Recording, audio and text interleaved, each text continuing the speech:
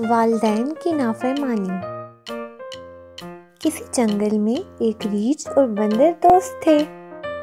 दोनों बहुत शरारती थे और अपने वालिदैन की बात नहीं मानते थे। वो दूर दूर तक सैर करने चले जाते थे। उनके वालिदैन उन्हें डांटते कि दूर ना जाया करो, लेकिन वो उनकी एक नहीं सुनते थे। एक रोज दोनों ने जंगल के बाहर की दुनिया देखने का प्रोग्राम बनाया और अगले दिन सुबह सवेरे निकल पड़े।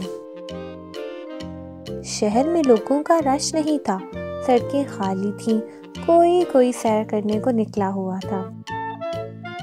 किसी ने उनकी तरफ तवज्जो ही ना दी।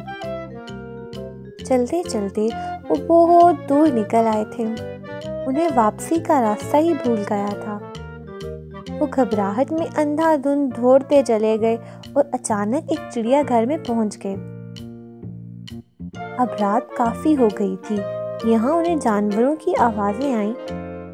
वो समझे कि हम जंगल में आ गए हैं, लेकिन सुबह की रोशनी फैली तो उन्हें ये देखकर हैरानी हुई कि सारे जानवर पिंजरों में बंद हैं। फिर कुछ लोग आए। ये चिड़ियाघर का अमला था। उन्होंने बंदर और रीछ को बाहर घूमते देखा तो समझा कि ये दोनों पिंजरों में से निकल आए हैं।